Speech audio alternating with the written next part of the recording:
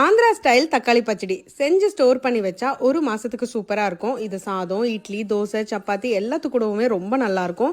இதுக்கு பெரிய வேலை கூட கிடையாது. டிராவல் பண்றவங்களுக்கு இதை செஞ்சு கொடுத்தீங்கன்னா அவங்க ஒரு அவசரத்துக்கு 2 ஸ்பூன் சாதத்திலே பிசைஞ்சு சாப்பிடலாம். அவ்வளோ அருமையா இருக்கும். நம்ம நல்லெண்ணெய் ஊற்றி செய்ய போறோம். அவ்வளோ எண்ணெயும் ஒரே ஆள் சாப்பிட போறது இல்ல. ஒவ்வொரு ஸ்பூனும் ஒவ்வொரு ஆளுக்கு டிஸ்ட்ரிபியூட் ஆக போகுது. ஸோ உங்களுக்கு கவலையே வேண்டாம். இதை பண்றதுக்கு மிக்சி ஜார்ல 6 பழுத்த தக்காளி, ஒரு லெமன் சைஸ் புளியை தண்ணியில ஊற வச்சு சேர்த்துக்கோங்க. தோலோட 10 பல் பூண்டு, 4 டீஸ்பூன் காஷ்மீரி மிளகாய் தூள், 2 டீஸ்பூன் தனியா தூள் சேர்த்துட்டு தண்ணி ஊத்தாம கொரன்னு அரைச்சு வச்சுக்கோங்க. இப்போ இதை தாளிக்கிறதுக்கு நல்ல மணமான காடியா நல்லெண்ணெய் தான் நான் எடுத்திருக்கேன். 2 கரண்டி ஊத்திக்கோங்க. 1 டீஸ்பூன் கடுகு, சீரகம், உளுந்து, கடலைப்பருப்பு, காஞ்ச மிளகாய், கருவேப்பிலை, 1/2 டீஸ்பூன் வெந்தயம், பூண்டு போட்டு தாளிச்சுட்டு 1/2 டீஸ்பூன் மஞ்சத்தூள், பெருங்காயம் சேர்த்துக்கோங்க. இப்போ உடனே அரைச்ச தக்காளி புளி பேஸ்ட்டை சேர்த்துட்டு 1 டீஸ்பூன் கல் உப்பு சேர்த்துக்கோங்க. 10 நிமிஷம் நல்லா கொதிக்கட்டும். சிம்ல வச்சிருங்க. நல்லெண்ணெய் மணத்துல செய்யற இந்த தக்காளி பச்சடி அவ்வளோ மணமா இருக்கும். நல்லா சுண்டி வந்ததும் ஒரு ஏர்டைட் கண்டெய்னர்ல வச்சுட்டு யூஸ் பண்ணுங்க. எப்படி